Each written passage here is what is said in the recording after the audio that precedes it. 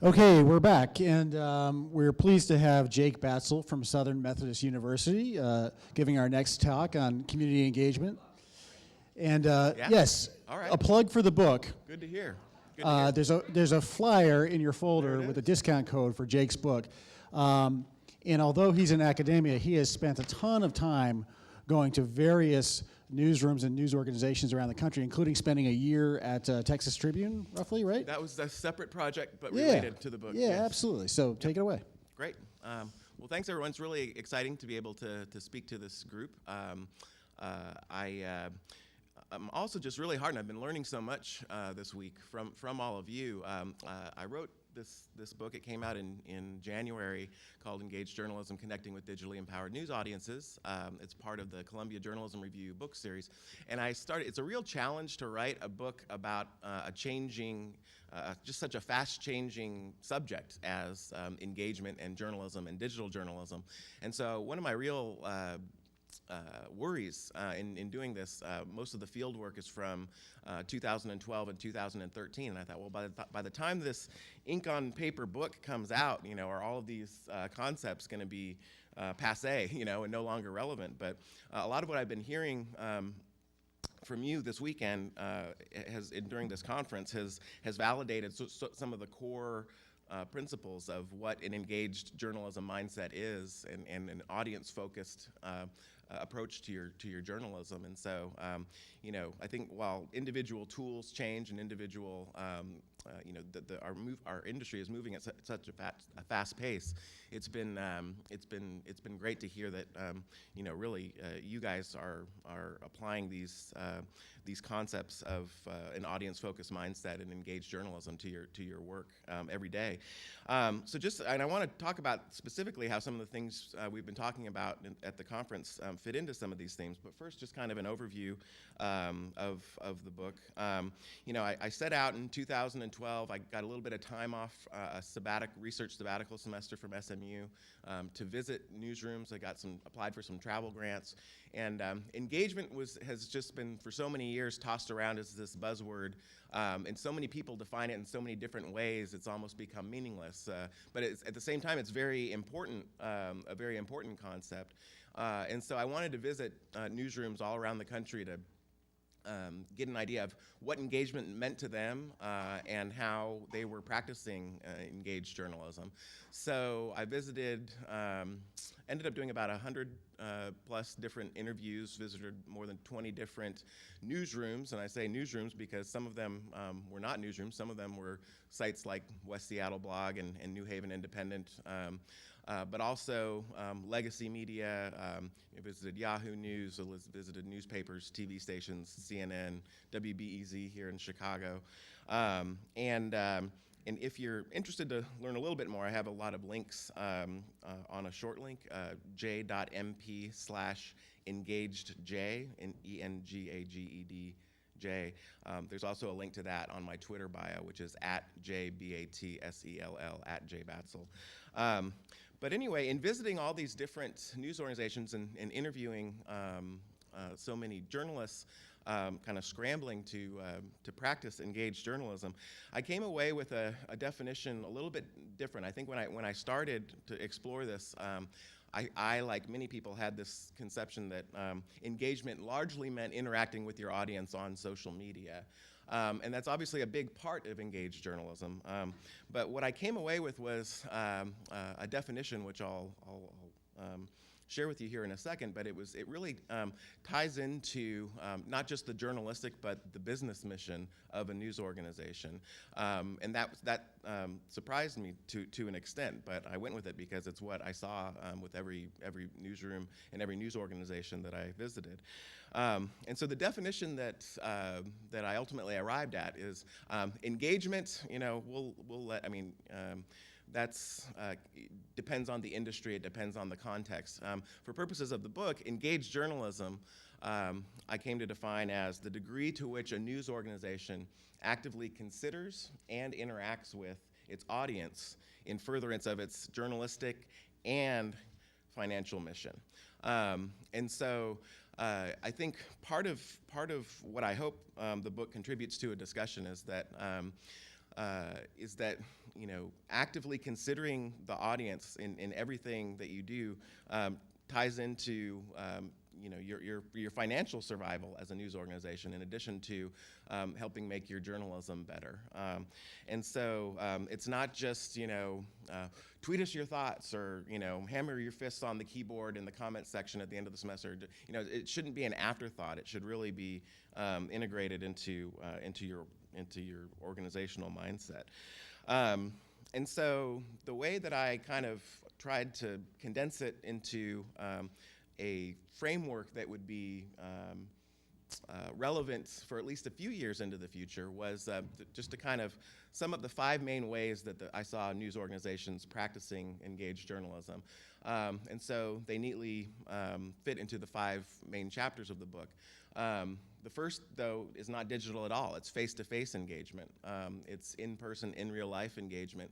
It focuses a lot on the events that a lot of news organizations are having success with in producing revenue and producing a sense of goodwill, translating digital attention into in-person attention, and making people become ambassadors for their news organization. The second way is news as conversation. It's largely using the digital tools of the day to connect with audience, social media. That's so that is certainly part of it. It's just not the only part of it. The third way was connecting with passionate vertical audiences. I think that is, really applies to this group, whether it's by a geographic subject or by topical subject, or in some cases both. The fourth is by providing interactive news experiences, data-driven journalism, gamifying quizzes, gamifying the news, putting users more in charge of their own news experience. And then the 5th chapter takes a look at how to measure and monetize the audience relationship.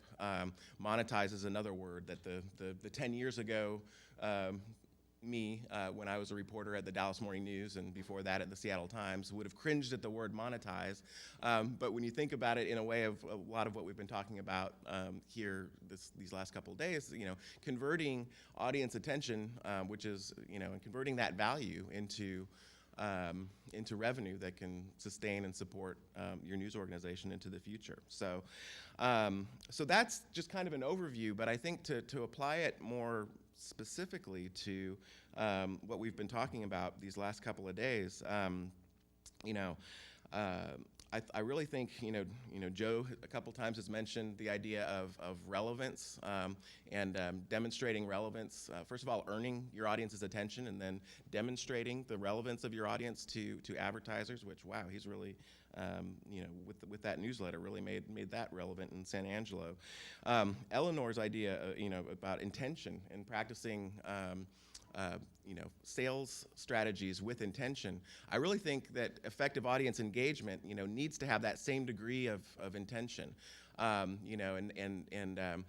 Thinking about, if we're going to have an event, okay, let's try and let's have an event. Let's be strategic about it.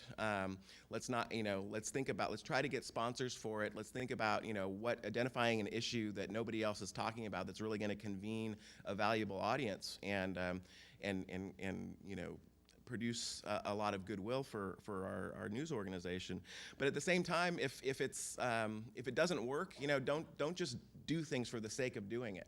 Don't just throw an event because you hear events are supposed to be the golden goose. I mean, it may not work for your news organization and your mission. So. I think with social media strategies, sure, you can do a live blog, sure, you can do a social media call out, but is that, with precious limited resources, is that really worth your time? Are you really going to build trust and earn your audience's attention that way? So just being really strategic and intentional about it, I think it definitely applies. Also, hearing Mike yesterday talk about what he's doing with AlderTrack, providing an information and service that people can't get anywhere else as kind of a core product, but then also, moving even beyond that and doing the white label journalism, the kind of really specific, higher dollar business opportunity. That's kind of filling a need for that core audience of people who are just, really care and really obsessed with Chicago politics.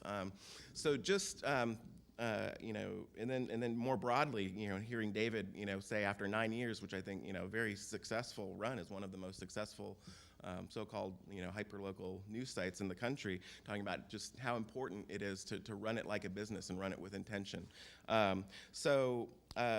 In just as one example, this week I had a mobile editor from the New York Times Skype with one of my classes at SMU earlier this week, and he was telling me about they sent out a customized push notification this week that some of you may have gotten to the New York Times magazine profile of Donald Trump that's running this weekend as the Sunday cover story.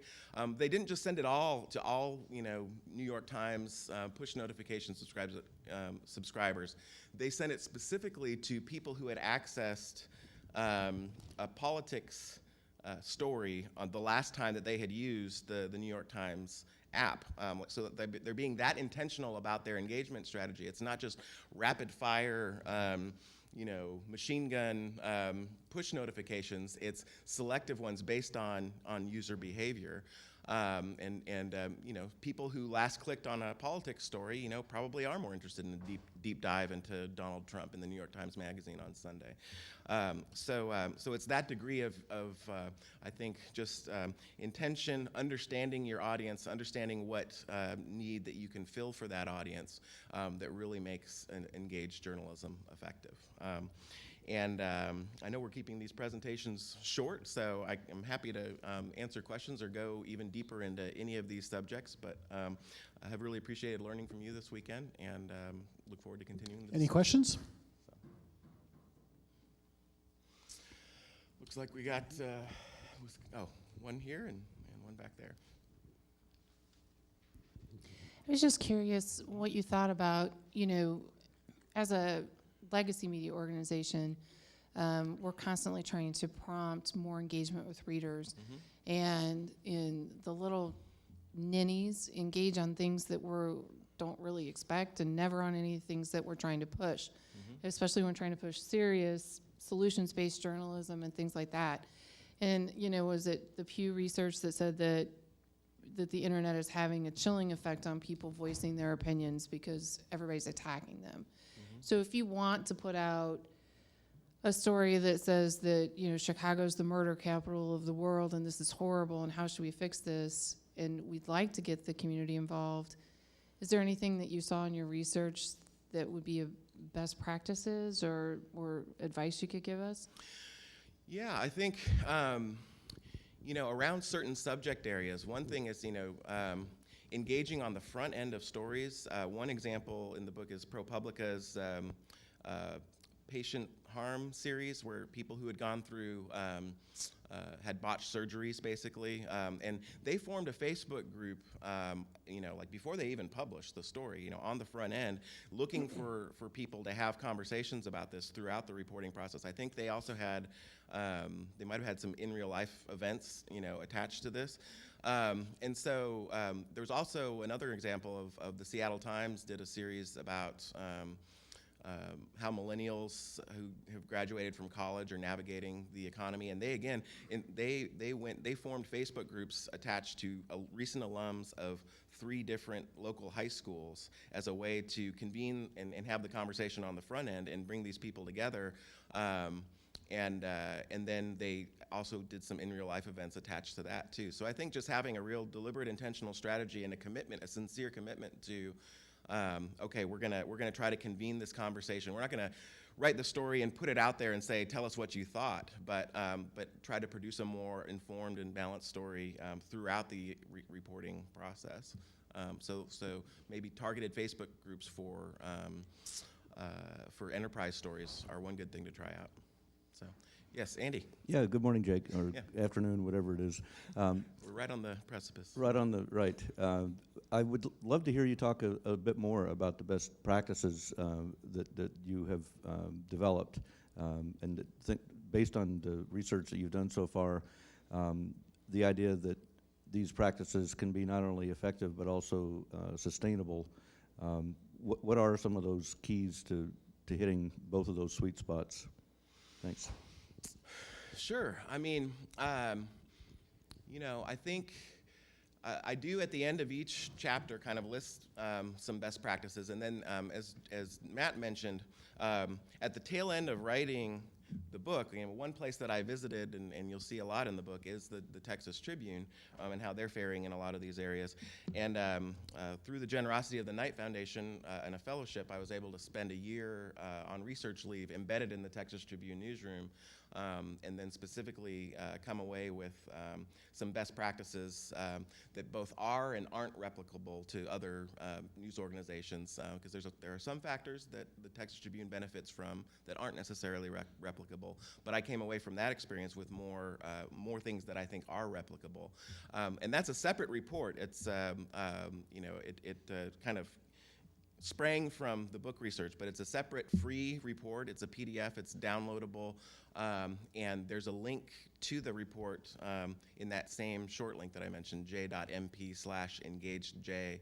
You could also just search Knight Foundation, Texas Tribune, and Batsell, and it'd pop up. But it's that particular report is called Earning Their Keep, Revenue Strategies from the Texas Tribune and other nonprofit news organizations. I do think most of those best practices, you know, apply to for-profit, nonprofit, whatever. There's a few things that are, you know, philanthropy that are more nonprofit focused.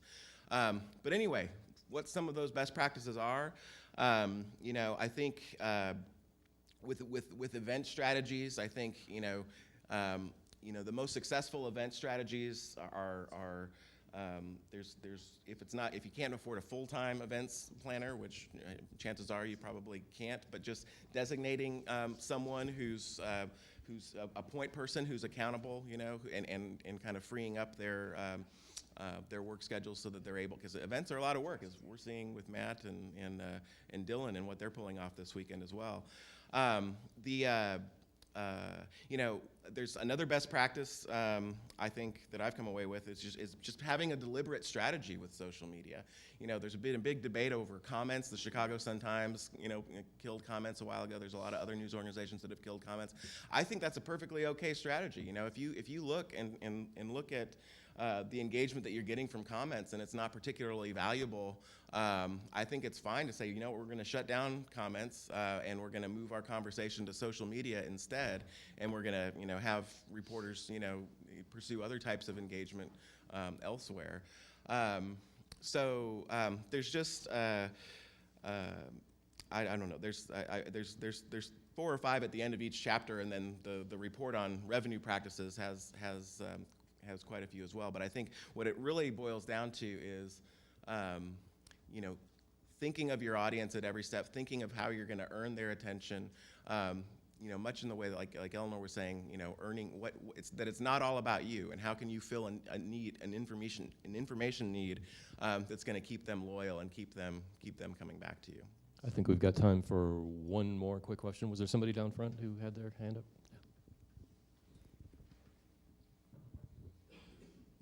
So we were talking about monetizing, and you're suggesting that the reporters should go into social media and have this engaged conversation.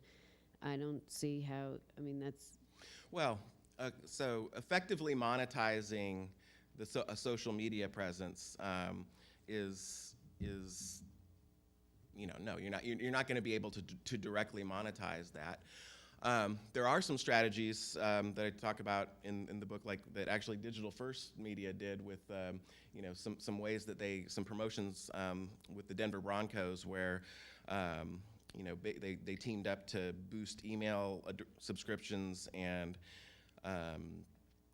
Facebook likes with promotions and certain things like that. So but that's more from the promotion standpoint. From the reporter's standpoint, I think one reason tweeting and being on social media and being present for your readers is so important is because, you know, you have to actively earn an audience for your work these days. And so it's, you know, most of the journalism that I was educated on and that I practiced as a reporter was you were pretty much done when you hit the send button, and, you know, when you worked with your editor and then you called it a day. But Raju Narasetti, there's a quote in the book, he's former managing editor of the Washington Post, and he's at News Corp right now, but he's got a great quote that I always try to preach to my students, which is part of any journalist's job in the 21st century is to get more people to consume more of their journalism. And so I think circulating your work is part of it, but it's not even enough to just, okay, here's my story,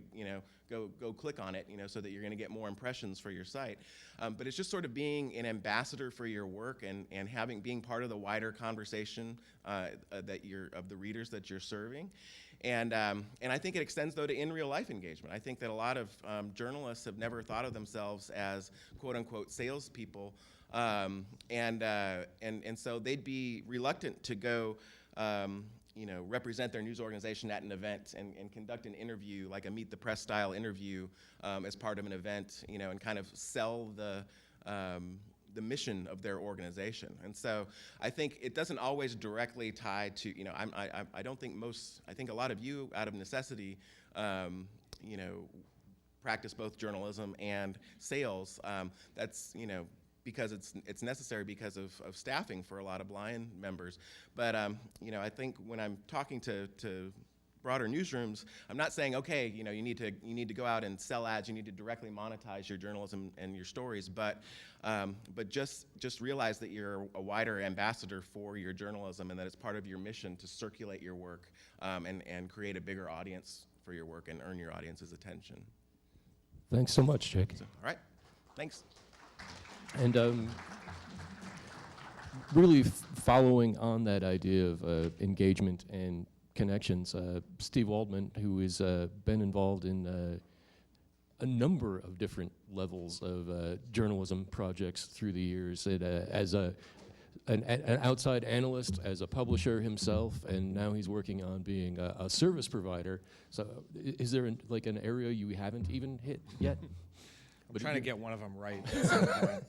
But you're going to talk about the possibilities of being hyper-personal and connecting that way. I've always wanted to try to create a buzzword, so that's the one I'm trying to work on, hyper-personal. And what I mean by that is I think you all, from talking to you about this, already get something that some of my friends in the national media and maybe metro media don't understand, which is that the most important news event in a typical person's life is not the results of the Iowa caucus, it's the death of their parent or the birth of their child or major life milestones. A more important than a restaurant opening is going to be the graduation of your daughter, unless it's Brooklyn, in which case the restaurant opening actually is more important than the personal milestone. But for the most part, and we don't tend to think of these as news, unless the person was killed. We don't think of the death of someone as news. But in the context of an individual human home, there's nothing bigger. And this is actually not a new thought. You all experience this in terms of the reaction you get when you cover these things, whether you're doing formal obits or stories. And I love this topic because when you're in the digital space, and everyone's always focused on whatever the new thing is, and something's come out this month that's going to revolutionize things. Well, this has about 6,000 years of proof to it, as far back as we can possibly find it. I looked, and for instance, ancient Greece epitaphs. There's a wonderful book of ancient Greek epitaphs, believe it or not. And they're really amazing stories about people's lives and deaths. My favorite one I have to read is, the musician Terpus met his end singing at banquets in Sparta. No sword slew him, no flying rock. As he sang, a fig in a food fight passed his lips and choked him. Death never fails to find a way. And this goes back into the early history of American publishing, too. The very first newspaper in America is thought to be something called Public Occurrences, both foreign and domestic. The very first issue of the very first newspaper, September 20th, 1690, the ninth item, and actually one of the largest ones, is a very tragical accident happened at Watertown. An old man that was of somewhat silent and morose temper but one that had long enjoyed the reputation of a sober and pious man, having newly buried his wife. The devil took advantage of the melancholy, which he thereupon fell into, and he basically killed himself. And they go on to that. So this is something that, you know, editors as far back as ancient Greece have understood are the most powerful things in people's lives. But it's been not something that's been particularly easy for, you know, media to do something with. There's also a study, by the way, of the Readership Institute, which is something that Medill and the Kellogg School of Management at Northwestern did, and they actually studied a whole bunch of different potential areas of growth, and they concluded that obituaries, along with community announcements and stories about ordinary people, have the highest potential of all news items to grow readership. And it makes sense when you think about your own life and when you think about what has happened in your community. And part of what's interesting about whenever you talk to a local editor like yourself or at a bigger city paper and you ask them about this, and they always say, oh yeah, obituaries is one of the most popular parts of our site. When you think about that, that can't be true if it's only friends and family reading them. For it to be that popular as a type of content, it means that it's a popular type of content with strangers or with different realms of acquaintances and friends. It's a type of content we like to read as inspiration, as instruction, as history, as a way of understanding our neighbors. It's very powerful stuff. So what's going on in this world? You have this, on the obituary side, you have this change that's going on where newspapers, as part of the general contraction of newspapers, have cut back on their obituary writers. And trying to, I suppose, make lemonade out of lemons, papers are pushing people increasingly towards paid death notices, and the prices are going up. In New York, it can cost $3,000, $4,000, or $5,000 to have an article-length death notice in the New York Times. But even in smaller towns, it's up into the hundreds of dollars. And yet, the death notice, here we are in this golden age of digital storytelling, where in every other context of news, we're looking at amazing things, amazing ways of telling stories using video and interactivity and engaged readers. And then you look at the newspaper death notice, and it hasn't changed in 150 years. It's still a dense, spare, one might say lifeless piece of content that doesn't tell the story of someone's life. Now we have amazing tools that can help with that. And I started to get kind of obsessed about this when my wife is a funeral director. She used to be a magazine writer. She became a funeral director a few years ago. And that's not funny. It actually is kind of funny. And she would come home with amazing stories from the work she was doing. And invariably, she'd tell me about some very special person, just someone in Brooklyn who she had worked with or buried. And I would say, is there, can I read about this? And she would say, no, there's no obit, there's no death notice, there's nothing written.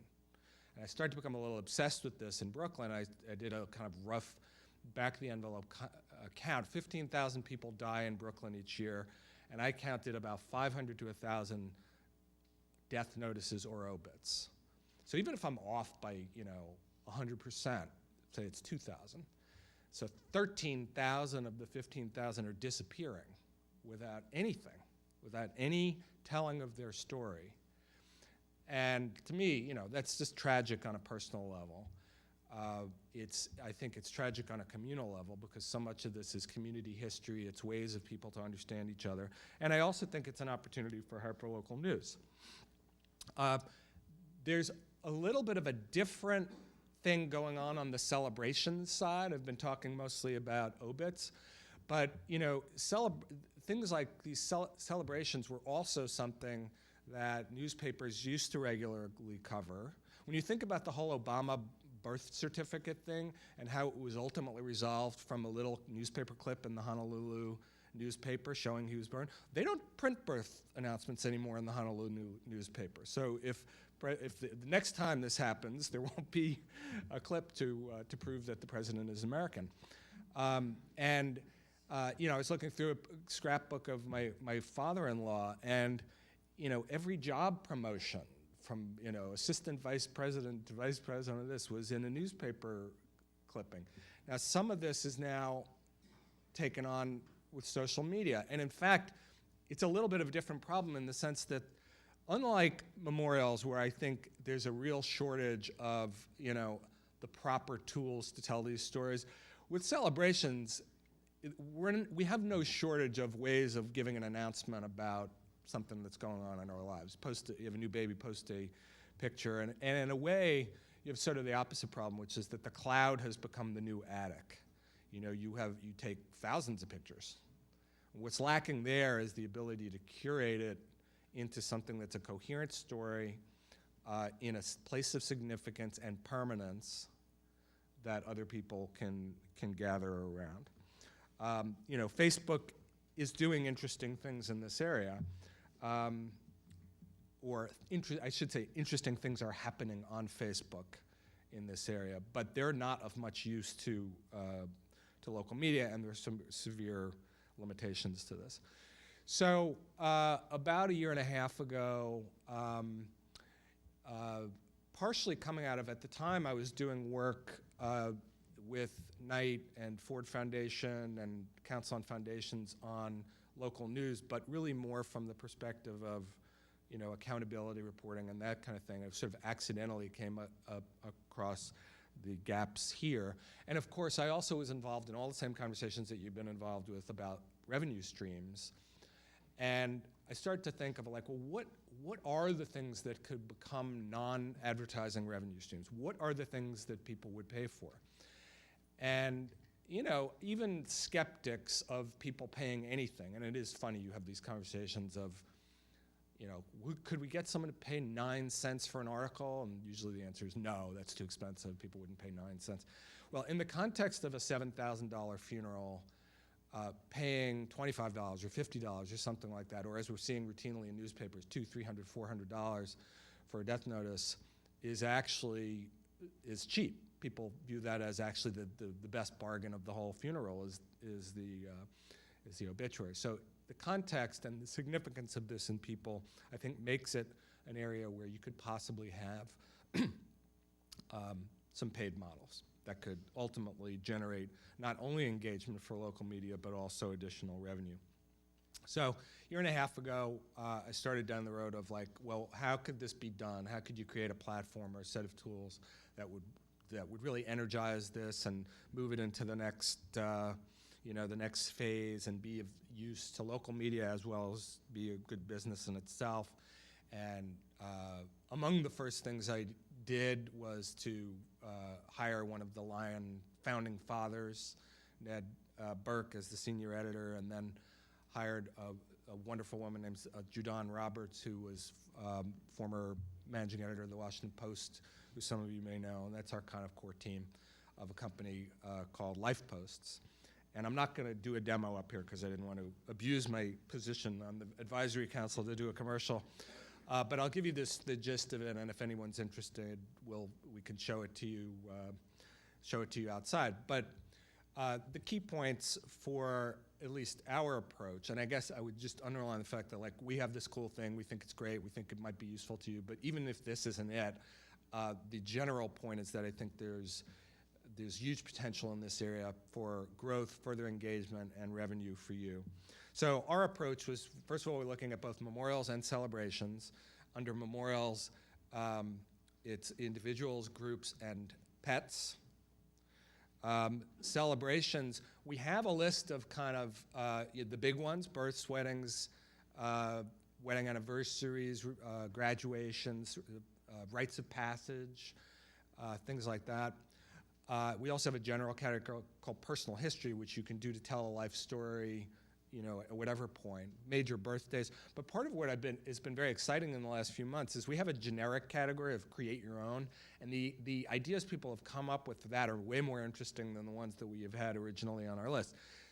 anniversary of sobriety, military homecoming, adoption, anniversary of being cancer-free, a year of service. I just was talking to people at City Year who want to use the tool to have everyone, after they've done a year of civilian service, do, in effect, a graduation about their year.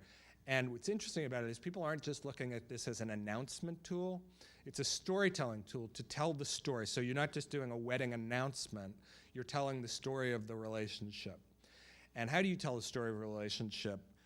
This is a user-created tool, but we put a lot of emphasis and thought into two things. One is to make the tools really easy to use for people who are not storytellers, for people who don't like to write, or who are intimidated by the prospect of doing a great big book or something about someone.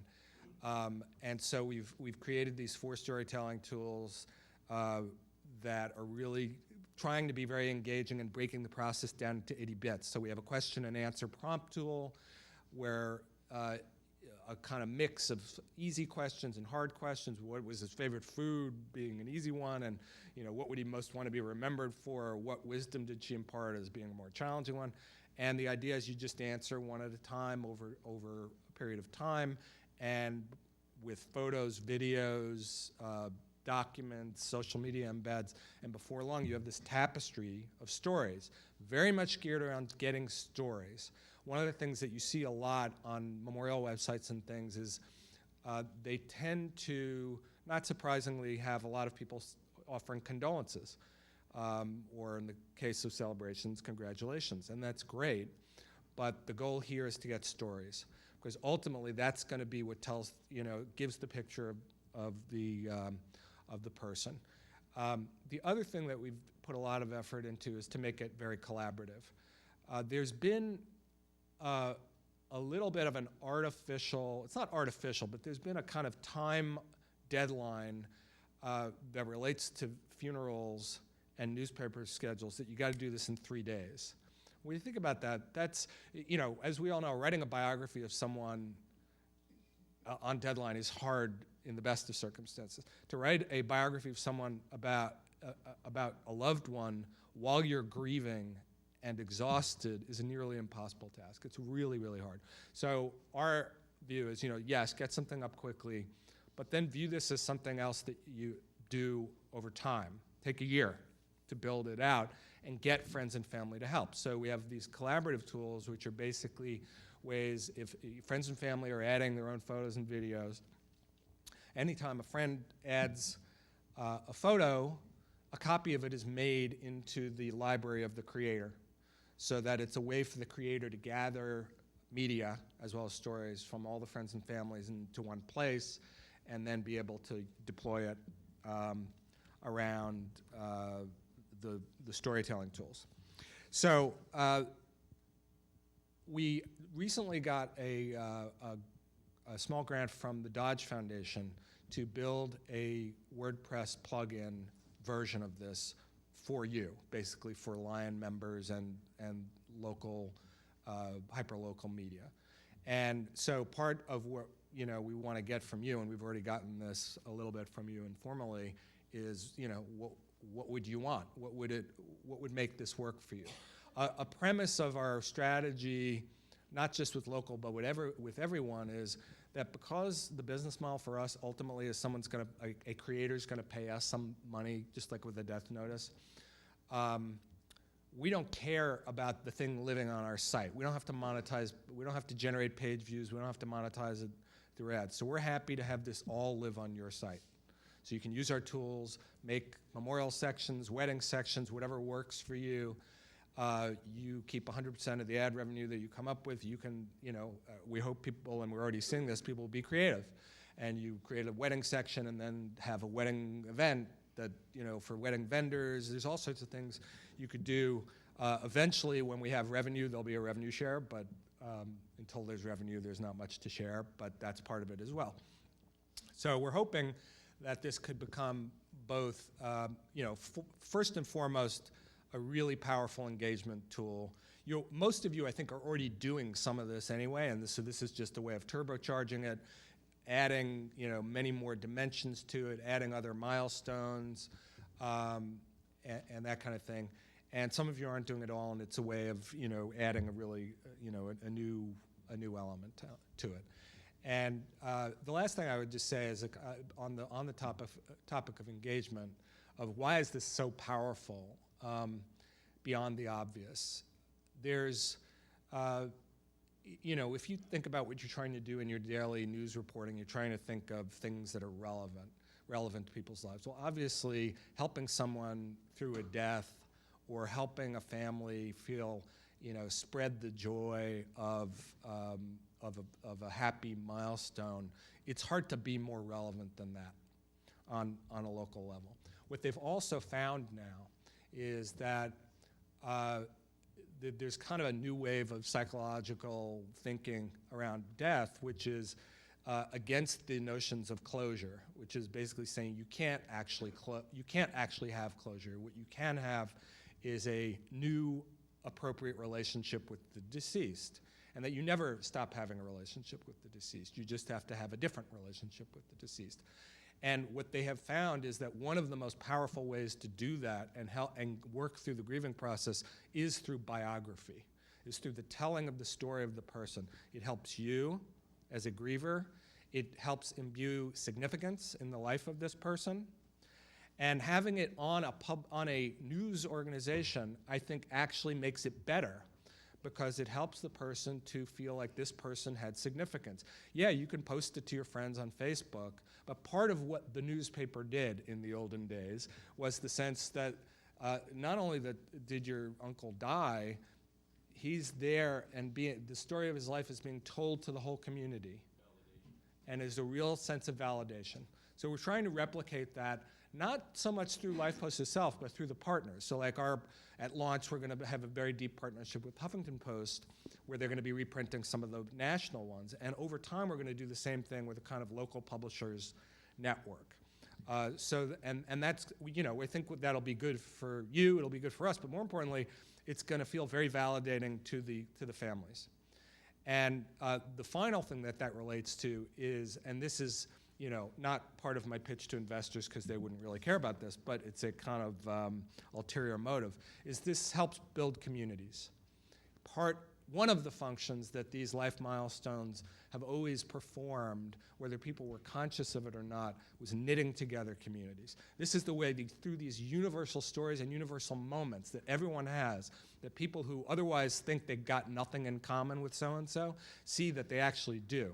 And so you have both the people down the block who you see every day, but you don't really know their name, and you have the strangers who think, who don't think they have anything in common with you, and they learn that they do. And these kinds of things can be very powerful in building community. So we're hopeful that, one way or another, whether it's through us or the stuff you do on your own, that these kinds of hyper-personal news can both improve engagement, really serve your readers and the residents of a community in a very powerful, intense, visceral, emotional way, and hopefully help to kind of enhance and strengthen the community itself. Okay, so we're way, way behind schedule, so we have time for one really good question. Really good one. The best question. Yeah, no pressure.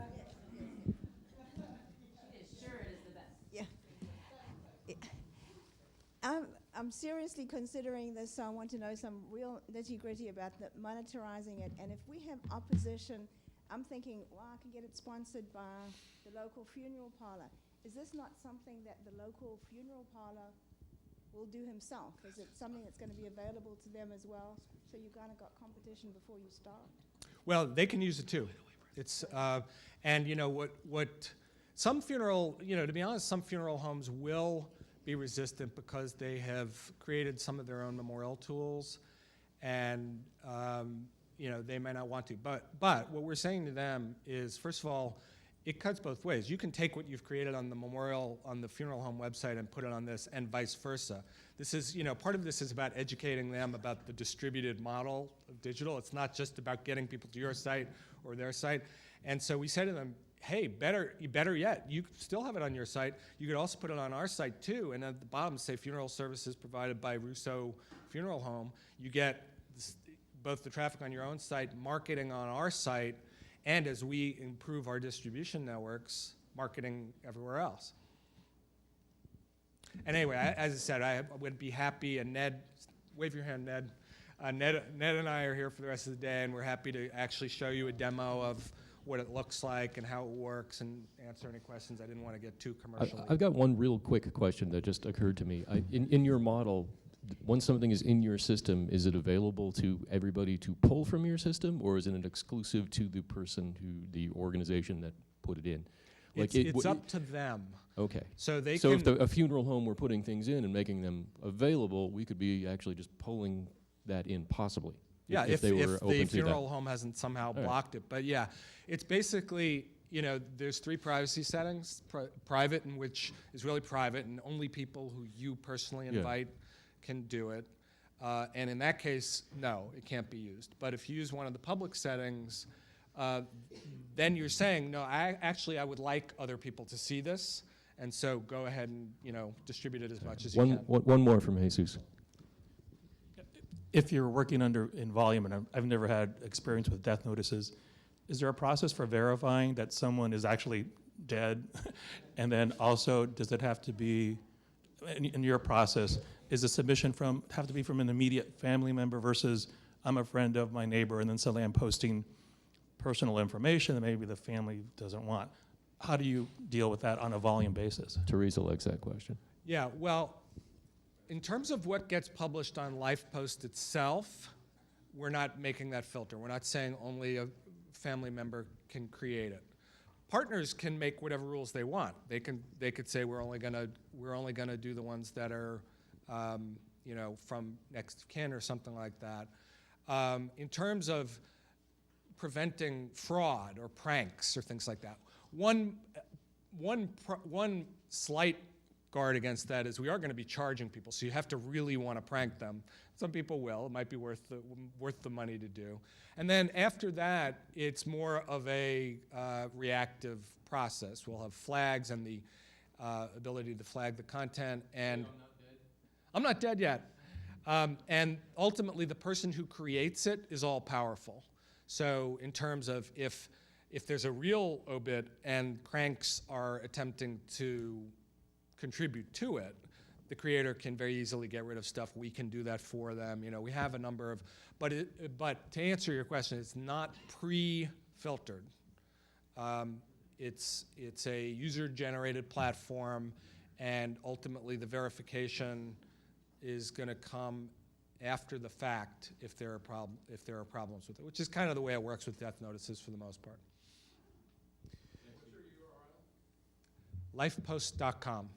Oh, it's not live yet, but the beta is going to launch in a few weeks. And you can do demos for people, right? What's up? You can do demos for people. Yes. Today. Okay. Happy to. All right, thanks.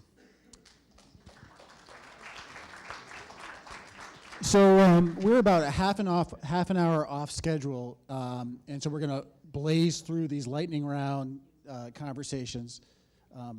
You need to switch over the video? Yep, okay. No, we're going to keep going. Okay, so let me introduce you to Tracy Powell of All Digitocracy and other things. Did a great breakout session with us yesterday. And I just want to say about this topic, success in this topic in this country is up to us. It's up to the people in this room, because the legacy media organizations don't have this in their business model, and they may never have it in their business model. So we have the potential, the indie online news model has the potential to reach underserved communities and people who have never had a voice. So, Tracy? Thank you so much. So first, I will have a short commercial about All Digitocracy. We try to thank you. Forgot Steve was up here. So we try to help news organizations better engage with diverse communities. And when I say diversity, I mean diversity in its full spectrum. It's just not about, it's 2015, it's just not about race and ethnicity anymore. It's about gender identity, it's about sexual identity.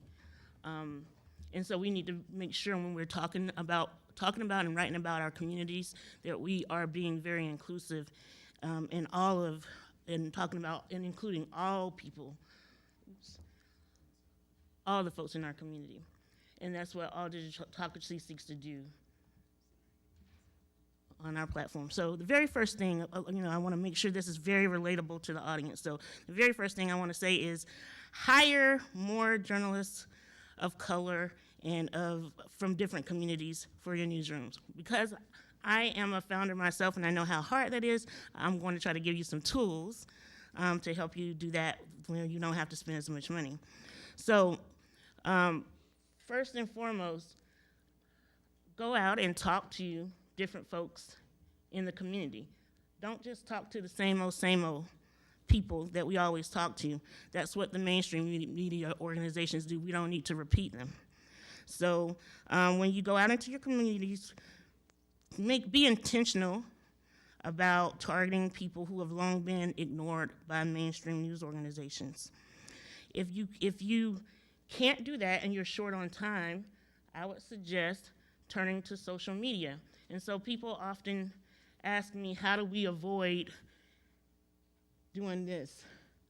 I don't know how many are familiar with the Tamir Rice story, in which a 12-year-old boy was killed in Cleveland, and in Cleveland.com, their initial stories focused on the 12-year-old boy's parents and not him and how he died or the police officer who killed him.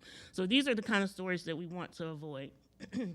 If Cleveland.com or the other organizations in the community that have been paying attention to the voices complaining about the coverage, they could have stepped in and seen the conversations that were taking place and covered the real story out there. And that is, who was this police officer? What exactly happened? What happened in terms of the miscommunication between the police officers and dispatch? And as I said, if they had turned to other sources, since they didn't have them in their newsrooms, they could have gone on social media. So that's the second thing. If you don't have them in your newsroom, turn to social media and monitor the conversations that are taking place. This is Latino Rebels.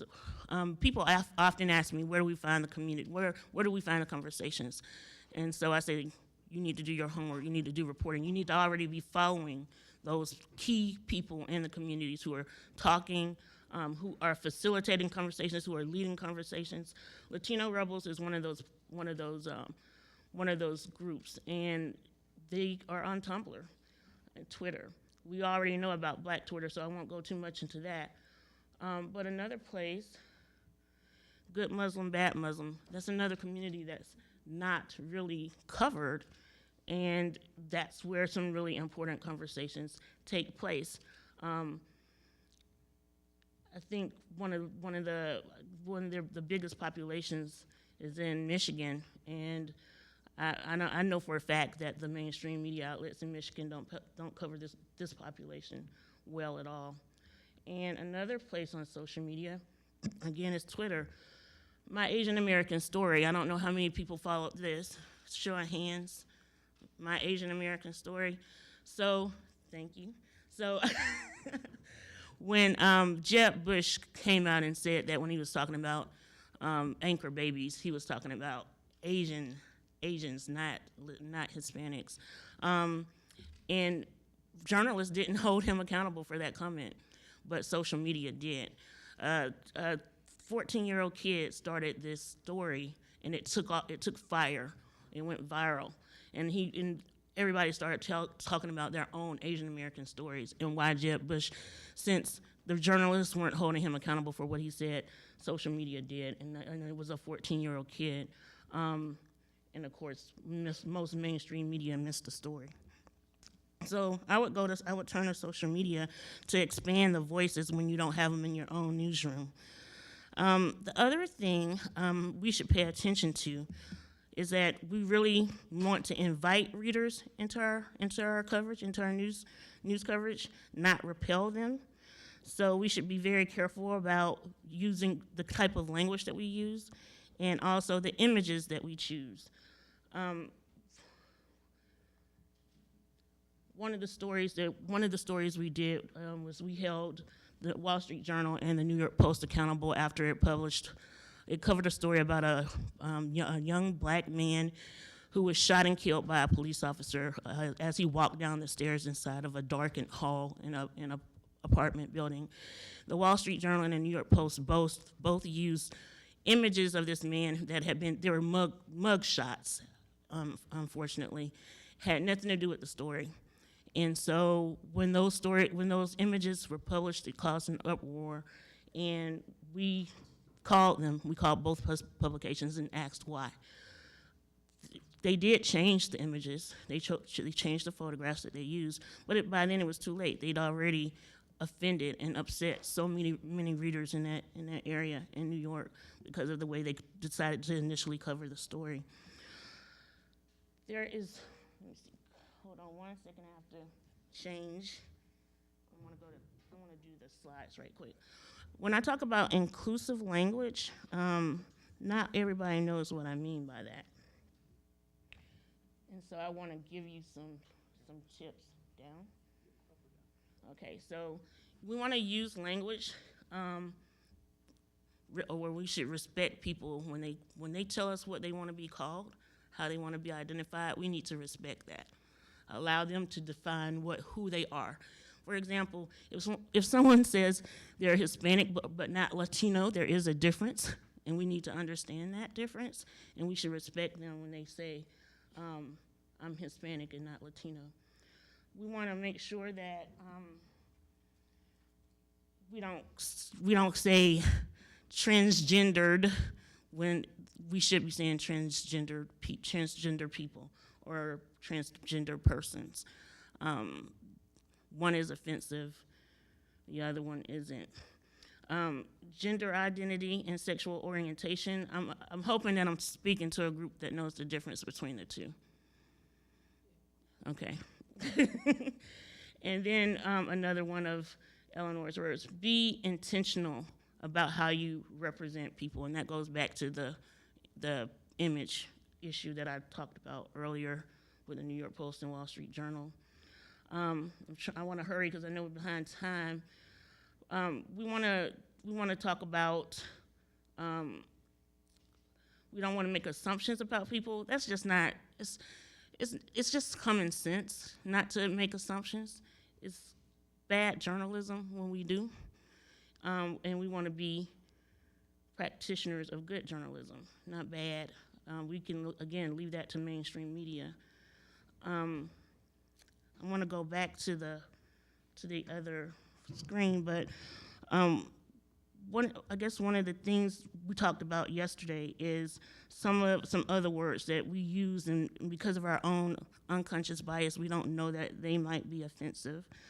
Some of the examples we talked about were using the term protesters versus thugs, and when we hear sources use the term thugs, we should question them about that.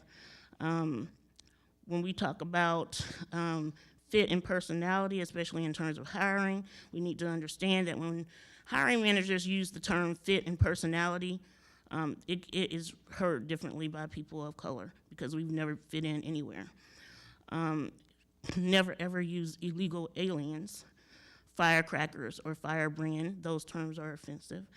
Less classically beautiful. That is a term that the New York Times used about a black woman. So those are examples of really loaded terms that news media tend to use that we shouldn't. We should continuously test ourselves and learn to recognize our own blind spots and unconscious biases, and go beyond race and ethnicity when we talk about diversity. And finally, the final way I think that we can expand our news coverage is by partnering with other local media in our communities. There are black newspapers, Hispanic newspapers across the country in these small communities reporting on just their particular communities because they don't see themselves in the mainstream press. So why not partner with them? It just makes sense, not just because it's the right thing to do, but because it just makes good business sense. You want to expand your coverage, and the more people see themselves represented in your coverage, the more they will want. So that's my presentation, short and sweet. So let me start by asking you a question. Okay. What happens if you have made a misstep in using language or whatever? You're in a small organization and you start to get criticism. What's the best way to start a dialogue from that instead of being defensive or? Listening and understand where you went wrong, and then apologize and correct it. And instead of getting defensive, we really should learn how to listen more and put yourself in the other person's shoes. I heard the term that we're using a lot lately, empathy. You need to learn how to be more empathetic to our readers, to our listeners, to our viewers, our users, whatever term you want to use. Other questions?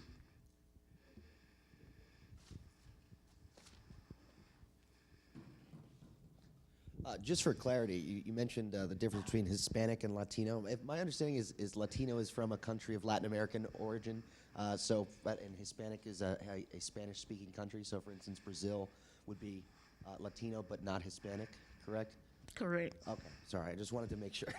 Because I've run into that before, and it's, People had that question, I'm sure.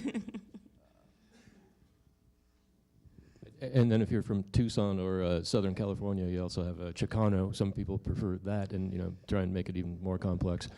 Right. First of all, thank you very much. I think this is a really important thing that I know and I think everyone here has probably made their own missteps in and then had to learn from it. And it's always a good reminder. I think I would like your suggestion as a now former member of this board. This isn't just a problem in terms of hiring. It's not just a problem in terms of language. It's a problem in terms of large organizations like this. Or it's actually not the organization itself, it's the industry, right? Right. How does an organization like this encourage more voices from minorities, people of color, just other segments of society, and get them to start businesses or join the conversation? So they already are starting businesses. That's one of the things I should have mentioned earlier. Because mainstream media has done such a poor job and there's nothing filling the gap, many of us have started our own news companies ourselves. We're dealing with the same struggles that you're dealing with. So I think if there was more outreach, you just have to pay attention and reach out to that founder and say, hey, come aboard, let's talk, because we might be dealing with the same problems. Maybe we can help each other. I think that it's just the opportunity is now to do that, especially with everything that's happening right now. I showed this slide because the writer was hired by Huffington Post through this Beacon crowdfund campaign to cover Ferguson. And even though that the people who donated to the campaign didn't know it, I don't even know if HuffPost knew it, but they put that reporter at a black newspaper at the St. Louis Afro-American. And so that now there's a partnership between HuffPost and the St. Louis Afro-American.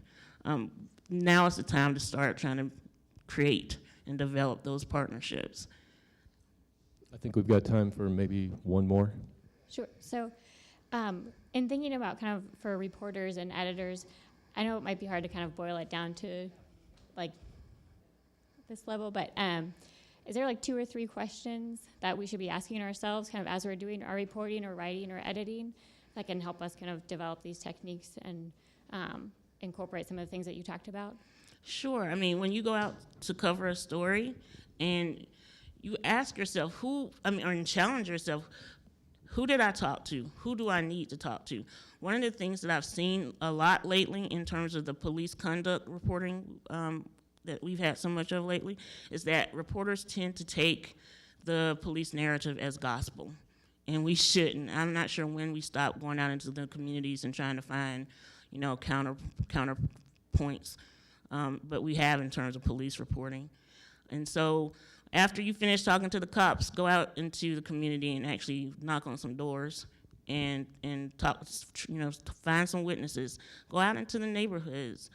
I know that some people feel that they're afraid to go out into some of these neighborhoods. And in Baltimore, heck, I'm afraid too sometimes. But I'm a journalist. It's my job. So I would ask myself, did I do my job? Thank you so much.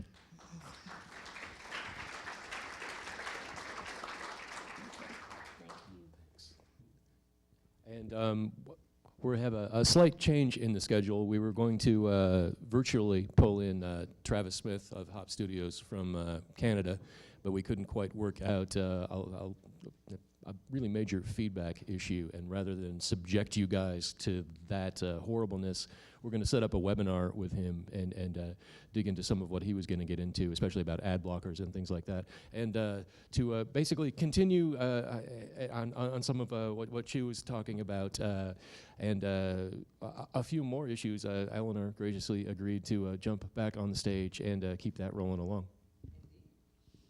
Thank you. Thanks. So now we're going to do a speed round. Oh, do we have a computer? We do. Okay, so since all of you are like just probably brain dead from hearing everything while we do this transition, can everybody like stand up and do a wiggle? Come on. Like arms up and all of that stuff. Just, yeah, stretch and feel good about yourselves and don't run away or leave your seats. Just wiggle. Sales activity, I think. See, doesn't that feel better? I'm blocking the doors. Just because you're up, you don't get to leave. No, I'm just kidding. So we're going to talk very quickly while we get the deck loaded. We're going to talk really quickly about managing salespeople and sales activity and building sales pipeline. So how long do I have? I don't know the answer. Okay. We can do it. We can speed through in 10 or 15. A lot of this is... Right? Yeah, I know. Like, I'm always here for either like first thing in the morning after the night out or after lunch, and now I'm standing between. Yesterday I was standing between you and the bar, and now I'm standing between you and food, and it's been a long morning with great information, but long morning. So we're going to talk about managing salespeople, managing pipeline, putting some tactics into place, and I think the biggest factor that is a takeaway here is that if you're investing in a salesperson, whether you're paying them commission only, you're paying them a salary, or whatever you're investing, even if they're 100% commission, right? They represent your brand in the community, and you're investing time and resources to help them have success. So you really have to have some accountability. You really have to have some metrics and some accountabilities in place to make sure that this is worth your investment. Right? Would you agree with that? Like, you don't want to be in a position several months down the road where you've invested time, resources, and energy, and you have nothing to show for it, and you're frustrated. And have folks, anybody in the room had some challenges with hiring salespeople? Yeah. So that happens, right? Okay. So we talked earlier about the secret to success in sales is really consistent, deliberate, urgent, focused, again, persistent and intentional sales activity. And so I can't stress this enough. It's really around the activity. And these are the critical sales activities that happen. You want to make sure that you're managing. Salespeople have a way of like getting stuck into the to-dos, the account management pieces, the busy work around sales versus actually making sales calls. So just have some awareness around that. So I structure a schedule, an ideal schedule around what a sales day should look like so that sellers make every minute of every day count. And that looks like this. So where's Ned? When Ned first saw this, I think he cried, right? It's a little overwhelming. I think he just said, oh, crap, I'm getting out of this business. I'm not, this is a lot.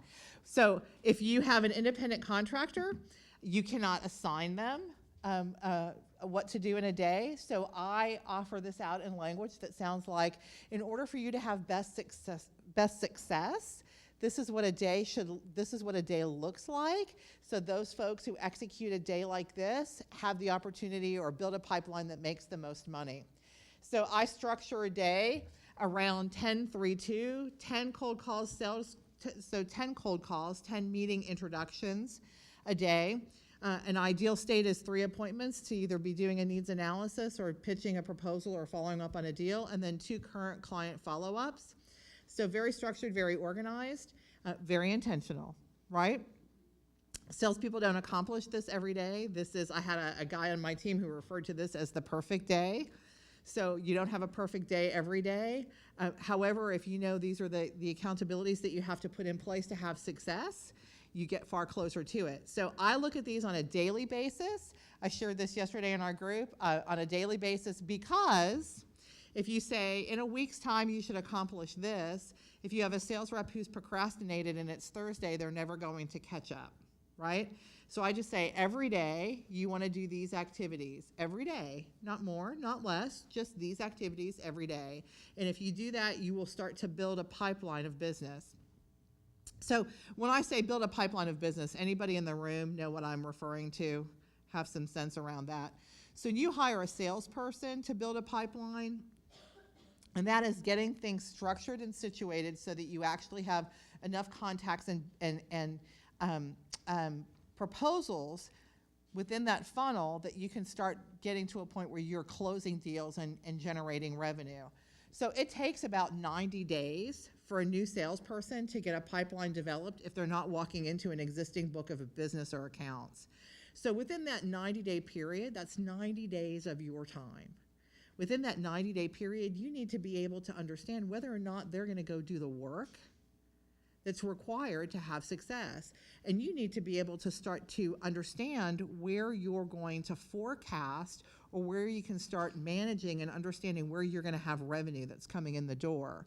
So sales activity is the answer to this. It allows you to not perpetuate a problem and track it. It also helps you forecast and then understand how to coach salespeople if they're falling off the tracks. So I structure these 10-3-2, and then also because you have salespeople who are going out, or if you're your seller and you're going out and you're making 10 cold calls a day, in those calls you're probably not getting to a business owner. So then I do power hours. I recommend power hours, which are essentially calling for the appointment twice a week. Okay, so this just outlines what I said, so I'm not going to go there. I think the only thing that we didn't cover is that we try to get 3 referrals and 3 testimonials per month. For some reason, in the media business and any other sales organization on the planet, people ask for referrals, but in media, we don't ask for referrals, and it's just stupid.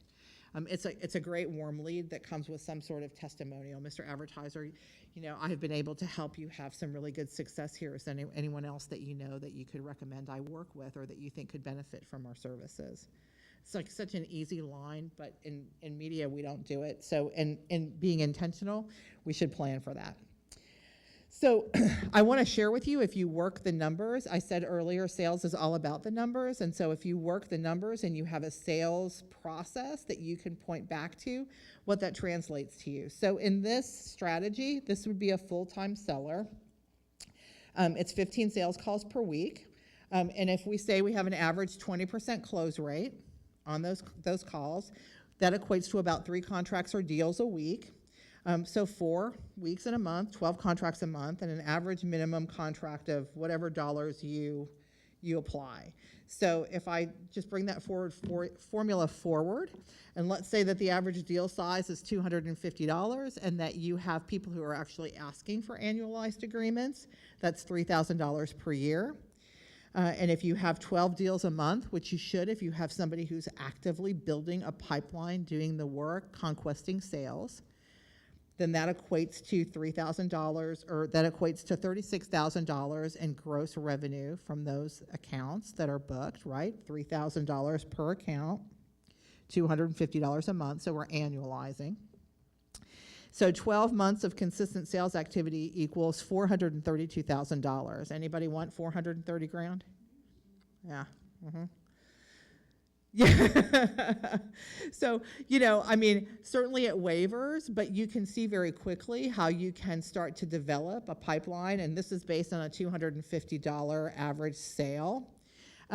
and then asking for the deal for 12 months. Now, certainly you're managing some churn and you have to manage retention, and there's some other things.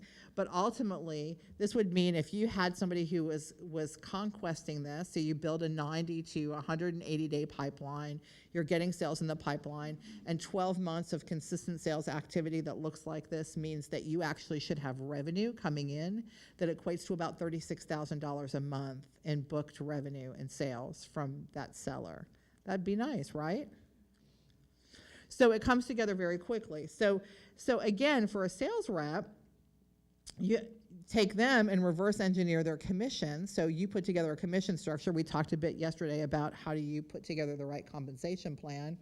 Reverse engineer that, but you've got to make sure that your site or services that you're offering allow you to build that sort of revenue path. But let's remember in this that you set the tone for this. So if you're hiring an employee, you set the expectation on what they're doing. You provide the structure. You point them in the direction. Salespeople will execute, but they want to be pointed. I mean, they really do need to be, the expectation of where they need to go needs to be set. That falls to you. You set the structure for how many calls they make, their power hours, their sales calls, their client calls, their administrative work, the training and team time, and you manage the numbers. So managing the numbers around this is is really key in the sales process, and I want to get into that with this is tracking interactions.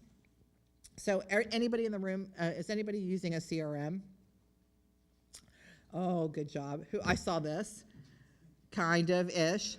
So whether you use a CRM or not, you want to track the interactions that your salespeople have or that you do in sales. If you don't do that, you lose really valuable contact info. And here's what you want to track. You can do this in a Google spreadsheet if you don't have a CRM. A CRM is certainly easier because you get better analytics and you can analyze where folks are falling off the tracks. But you want to know what happened on the call, when you should follow up, what you see are the action steps. So if you have a salesperson who leaves and you don't have a CRM and you don't track this, you've lost all that intelligence that they've garnered out in the field, so you've wasted an investment. Without a system, these are the things that you hear. If the info's in my notebook, I just try and remember. Sometimes I call them. If I forget, they call me. Yeah, not a great way to operate a business, so just saying. So, but the biggest thing about having these systems is it gives you insight into the details, and you're trying to build a pipeline and understand your business, and also trying to understand what kind of activity and result your salespeople are having. So you want to know the date that you want to know all the details around this opportunity. If they called on somebody, you want to know what happened. You want to know if they were able to get into a needs analysis, that they were able to move forward. There are a whole lot of things that are here. But ultimately, you want to understand where your pipeline and forecast is. So you are able to say, if I have a sales rep who's making all of these calls, and I estimate that they're going to close 20% of the business, 20% of the calls, and that the average deal looks like this, you can start to track over a period of months what your ongoing revenue should look like. I mean, as a business owner, you need to be able to plan your expenses and plan your revenues. So, and then you're able to coach the sales rep based on where they are in the process. So you can see, and you guys will get copies of these slides, you can see in this it's color-coded based on how many deals are in the proposal stage, how many are in needs analysis, how many are just in the lead stage, so you can track where you are at what sales stage in the process. And it'll give you, a CRM also gives you a lens into your operation, right? So you can track your funnel. Now, for your sales reps to make goal, you're going to follow this. The way to manage this is really, they've got these things. How many sales calls do they need to make to get an appointment? How many appointments do they need to get to a proposal? How many proposals do they need to make to get a close? What's the average amount of their close? And you work their numbers. Sales is a formula of these things, of these factors. So if their average close is higher, and they can probably call on fewer. If they get a lot of appointments, but their close rate is only 10%, then they're going to have to get more to get to proposal. Do you see where I'm going? And salespeople should know what this number is, so they can help manage that and see a pathway to their goal. Does anybody do this? Okay. All right. So Then you can also get revenue insight reporting, and you just want to know how much of your business is new. And this is a little bit advanced, I'm guessing, but you'll get a copy of this, and if you have questions, you can hit me up with it. So, okay, questions?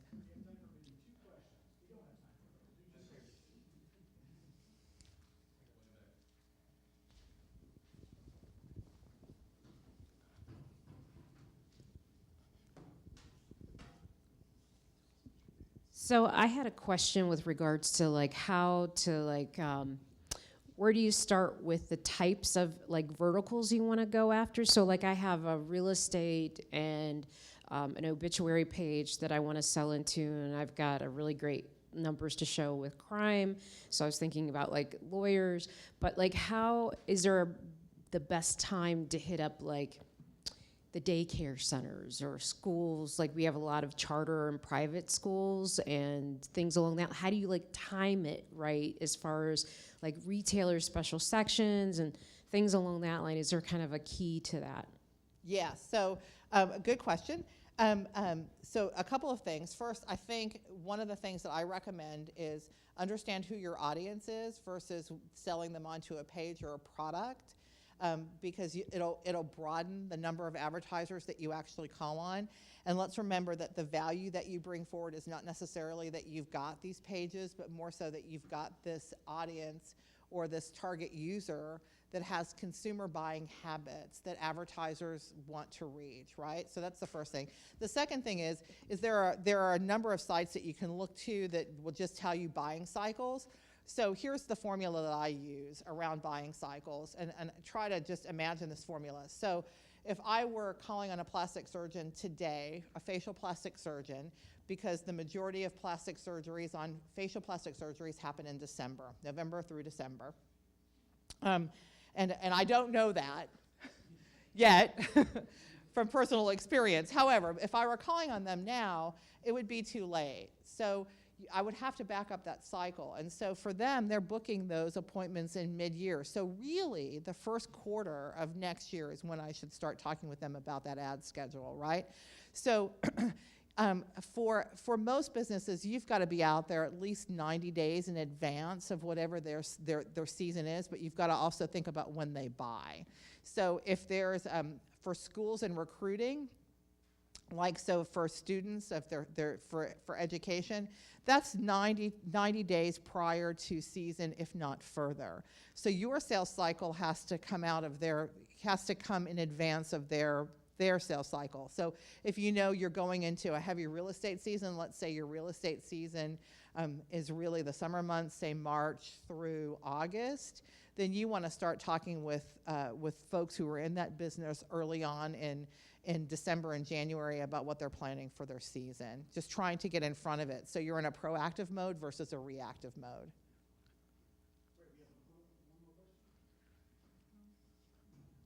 Do you want this? Here. You can use the microphone.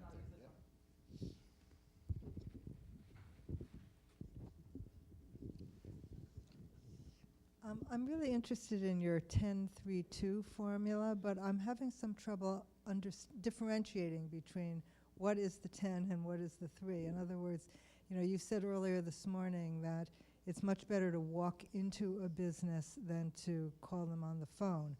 But how do you differentiate then between the 10 and the 3 when they may be the same? You may end up doing the same thing at the same time.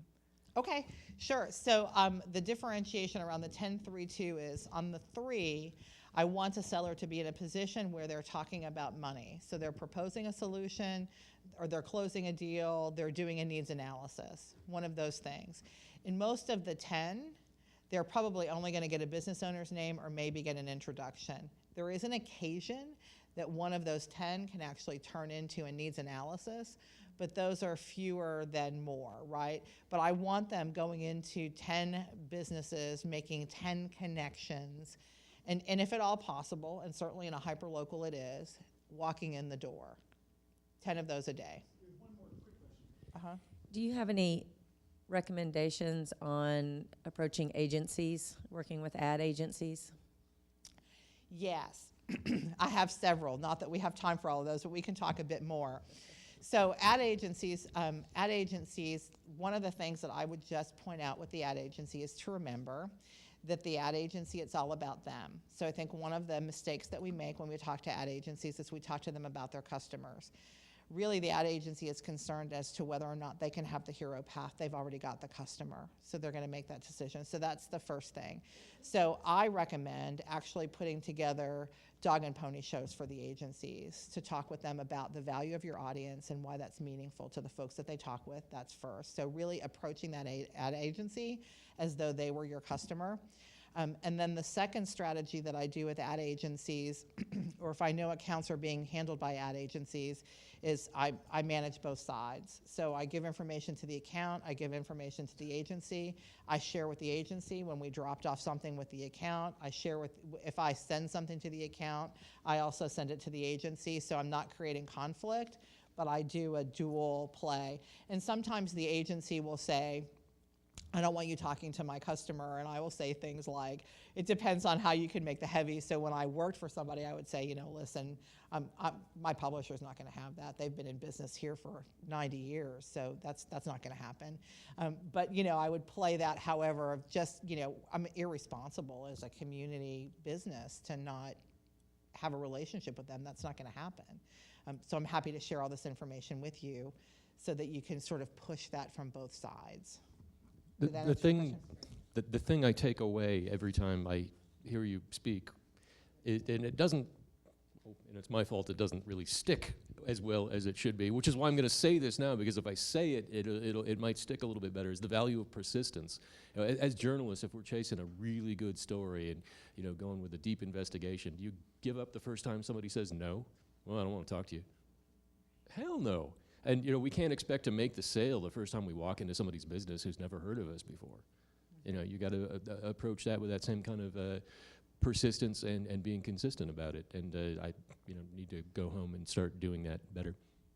Good job. Because 80% of sales happen between the 5th and the 12th call. Okay, thank you. So up next is Jay Allred from Richland Source, who kind of wowed us at our Philadelphia conference talking about some of this stuff. And he also just recently joined the Lion board. So we're happy to have him do that. And we're going to limit this to 10 minutes and some really super, super fast questions because we have lunch. It's all set up out there. We're running, no pressure, Jay. It looks good. We have actually adult-sized plates today, and we have forks. We have an overflowing basket of forks. So, we are all forked up. Yes. You can get me logged in. I can get myself to where I need to be. That's okay.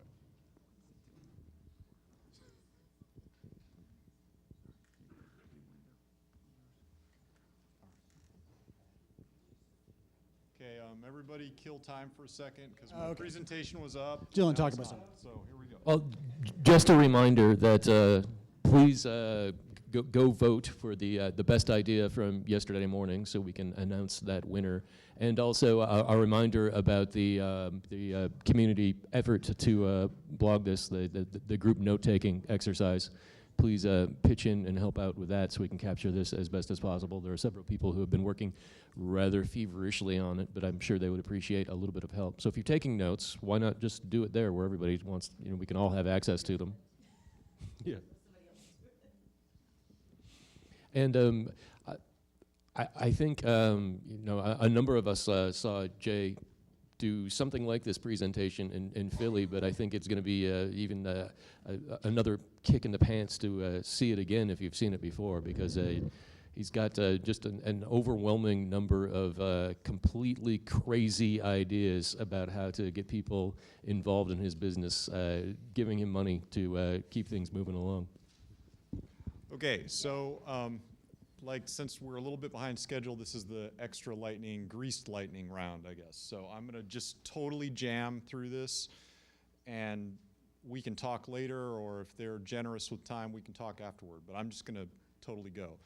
Okay, so what we're all about is, and one of my big beliefs as a marketer and as a salesperson, as a business owner, is try stuff.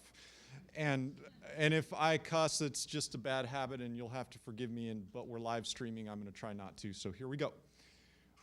First of all, full disclosure, we love advertising, okay? This is about alternative revenue strategies, but we love advertisers. We love advertising. We like selling advertising. We like being in that business. It's a great business.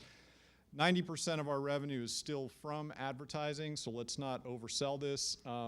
It's 90% of that is local. We are just now engaging with agencies with a good deal of success. We do not, and I repeat, do not have any positions on our site open to networks, because we're local and we make a sales pitch out of that. It's like, no, we're not going to have some random porno ad showing up on our site next to our content that's going to show up next to your ad. We just don't. Now, we're fortunate, but we're fortunate because we work really hard to fill out our inventory with local ads. So what I want you to think about when you're listening to this is, what we try to think about is not size, okay? Because size in this particular case does not matter. Significance does. Difference does. And when all of us are small, I think we should rename this Smilin', because it's small, local, independent online news. Many of us, anyway. And so we don't have the advantage of scale. And that's okay, actually. If you're more significant, and you own psychological mind share of your audience because they think you're more relevant and significant, size doesn't matter. So, okay, here we go. Idea number one. We paid management of client social accounts. Let me do this here. Okay, this is going to be easier. Okay, so as a marketing team, and I know that we're all different sizes, and this is going to make the journalists go completely bananas, but like as a marketing team, we have customers that don't understand social media very well, but they know that they need to be there. Well, guess what we're all really good at? Social media. We have thousands of followers on Facebook. We tweet like mad people. Why not turn that into a revenue stream and create a way that you can help them manage their social media accounts? We do this for a lot of our clients now. We also manage their social media advertising on Facebook. So we act as an agency. We're our own agency for them, selling other people's products to help them grow their business. It just becomes a suite in the portfolio. And then we ask ourselves, I just want you to ask yourself, we have trained writers and photographers. We are trained writers and photographers. Why does our ad copy suck? Ask ourselves that question. If you're designing your own ads, but your salesperson is the person designing the ad or writing the copy for the, why can't we figure out a way as a team to sort of like make the giant sacred wall between editorial and sales more like a 4-foot fence? You know, like it's between neighbors, right? We're all in the same boat together. If we succeed, we succeed. If we fail, then we're all on the dole. So I don't know how to figure this out yet. We're working on this actively in our business to make this work, but to create ways that the really smart writers and photographers on the team can help the salespeople do a better job without compromising their journalistic ethics.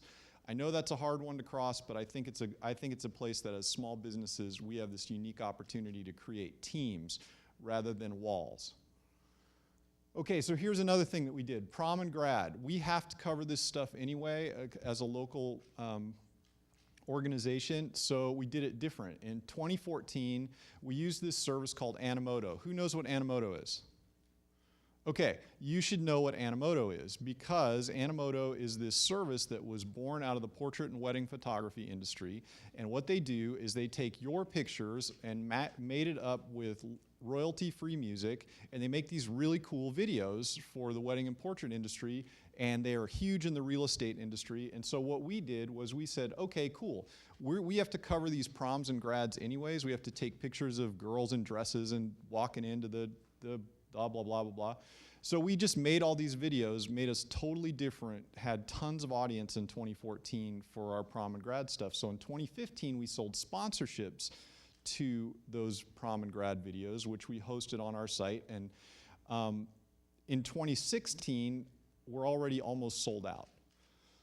So I can't really play this thing from here, I don't think. So if I'll send a link out, or you can look at the deck when you guys get the deck. You can see this video will turn on. It's the Lexington High School prom. There's an intro and an outro, and we sell those sponsorships. And it's a really quick and easy way to do revenue.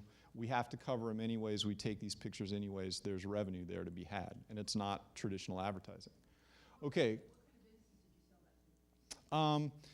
We sold it to businesses. I think the easiest way to do it is businesses that want to hook in with either pretty much the moms of those girls. You know, because 80-some% of all disposable income is controlled by women with kids. And so we focused in on, you know, those people that are engaged with high schools, or those businesses that are engaged with high schools. This is another thing that we're doing with area high schools. Again, this is a couple of different, and this is about like patience, significance. What we did is we made these popcorn bags. You can see this bag in this kid's hand. And in 2014, we donated popcorn bags. It's in our P&L as a marketing expense. We donated popcorn bags to every single high school concession stand in our coverage area. It cost us $4,000 to buy 40,000 popcorn bags. And we worked deals with every single booster club in every single high school in our coverage area. That's like 14 high schools. And we donated the bags. Boom.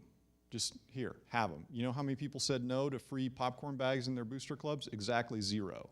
They all said, those 0 people said no. So what we did was we did this intentionally because we wanted to develop a photographic record of people smiling with these popcorn bags that has our brand on it. They're having fun. We did selfie contests. We had our journalists make sure that when they were shooting the games that they got pictures of people in the crowd with the popcorn bags. And so in 2015, we built a sales kit and we took it out to potential sponsors because we found a popcorn bag vendor that can print on both sides of the bag. So in 2015, we bought 50,000 popcorn bags. We turned a $4,000 marketing investment into a $2,000 profit, and we still get the PR because guess what? We're on 50,000 bags on the other side. And we sold these bags to a driving school. They want to teach kids how to drive, an optometrist, or what's the word for the guy that takes all my money for my kids' braces? The orthodontist person, yeah. And then the Air National Guard. They wanted to reach high school kids. We have an Air National Guard station in our town. And so we went out, and guess what? The Air National Guard is trying to buy the entire 50,000 bags for 2016. We're going to have a bidding war over the back of these popcorn bags by the time it's all over. We're probably going to take the price up about 20% and sell it, and so we'll probably make about $4,000 on them at the end of the day, because we're going to also be able to drive price down on the vendor because we're probably going to order more bags because we're going to add more booster club. No, we're probably going to add 20% to our cost to our customer. Yes. Yep. It depends on the amount of bags that they. It depends on the amount of bags that they buy. So but what we try to do is create it so it's simple for them. We don't want to have to sell like 47 people. What my perfect world is that I sell it to 1 or 2 or 3 people. There's enough competition for the audience. They get to pick which schools they want to be in front of. And it creates urgency for them to buy because they want to buy the schools that they want to buy. This is another idea that we did last year. Again, this is about revenue, but it's also about, again, think significance. Sometimes you don't get revenue right away. What you have to do is get psychological mind share in your community that you're relevant, you're important, you're driving stuff. So we partnered with our McDonald's franchises in our town are primarily privately owned franchises, and they're great family. They do a ton for the community. So what we did was we partnered with them to make May Lovin' It Local Month. McDonald's was running their Lovin' It campaign. They had just installed free Wi-Fi in their restaurants. We happen to be an online news organization, and so it made a really nice marriage. So what we did was we worked with a printing company, and they got the other side of the tabletop that you see here. They have a Heart of Ohio magazine. They're kind of a sideways competitor with us, but in this case, they partnered. And what this led to was 9 stores, table tents on every single McDonald's table for a month. 70,000 bag stuffers went into bags that advertised Richland Source through their drive-through windows, because that's how much volume they do. We gave away an Arch card every single day for 30 days, which they gave us to give away. Every time they had to come into Richland Source to pick it up, so we would take a picture of that person, put it on our Facebook feed, congratulate them for winning the Arch card. Everybody got huge associative benefit. There was tons of impressions for McDonald's. We got to associate ourselves with one of the most recognized brands in the world, and we beat our multinational competitor in the media landscape to do this. I can't imagine the gyroscopics that were going on in the sales meetings at my competitor how in the hell did they do this? But this was the creativity of the sales team that we're trying to engender, is to do these things differently. So now that we know that we have evidence that this can work, and I would encourage you guys to do that, build the evidence. So now you can take this out. You have a case study that's now saleable. I didn't make any money on this. I got a ton of exposure. But now I have a case study that I can take out that is saleable. I can build a price structure around it. I'm selling evidence now. I'm not selling an idea. I'm not selling a wish and a dream and a happy unicorns. I'm selling evidence now. And this is the thing that can make a difference for us when we take this out to the next person. Jay, how much did that cost you to set that up? We spent a grand total of $350. So a major investment on your part. It was a huge investment because we got McDonald's and the printing company to split the cost of the table tents and the bag stuffers 3 ways. McDonald's was the location. They were the key to it because they have the distribution network. And for us, it was a grand total of $350 in cash outlay to put this together. What did you use as the upside for them? Why would they do this? Okay, this is why they would do this, because what we did all month long was talk about how you could get free Wi-Fi and read the news at a McDonald's store. So stop into McDonald's. We also did, almost forgot about this. Our news team was really cool about this because, again, not huge wall, 4-foot fence, right? So what they came up with this idea that they would do breakfast newsrooms once a week at different area McDonald's, where they would go to McDonald's and have a pop-up newsroom. I bought breakfast for the news team. They would camp out at McDonald's, wear their Richland Source t-shirts, and then they actually got stories about regular people who were like traveling through town and on their way to someplace and why they stopped at McDonald's and what did they like about Mansfield. And they found actually some really cool non-PR stories in a very PR context. But it was great for McDonald's because they got all this great associative benefit on the media that they didn't have to pay for. Okay, this is what we're doing right now. This is kind of new. We didn't talk about this the last time. So we decided that we have this really big mayoral race coming up in our town. So we decided, okay, we're going to own the mayoral race, or we're going to do our damnedest to own the mayoral race. So what we did was we said, okay, well, what could we do with that? We could have a debate, so let's have a debate. Does everybody have like candidates nights in their towns where like the Kiwanis Club has a candidates night and all that stuff? We have those too, but what we wanted to try to do was make it into a political event, like the must-see political event in our mayoral race. Like you couldn't miss this if you cared about local politics. So the goal from the outset was to go big or go home. So what we did was, and here's the thing, again, building a case for events, figuring out, can we do events? Do we have any clue how to do this? This is a way for us to do it. So what we did was we partnered with a competing radio station, so they're handling broadcast and providing a journalist to co-moderate the debate. We found a video production company that wanted to partner with us. They have a long history of being involved in their community, so they wanted to partner with us. They made an absolutely killer commercial, which I wish I could show you, but maybe I can go over there and tap it and turn it on. But we partnered with the Chamber of Commerce. We happen to have this really great theater that seats about 1,000 people. So what we're going to do, in fact, I am going to show you this commercial because it's so badass.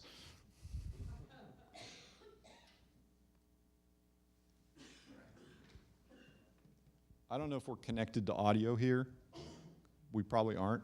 But imagine the Rocky theme playing as we go dun dun dun dun dun. That's the president of or the co-owner of the video production team running through our town. They donated all of this to put this spot together. And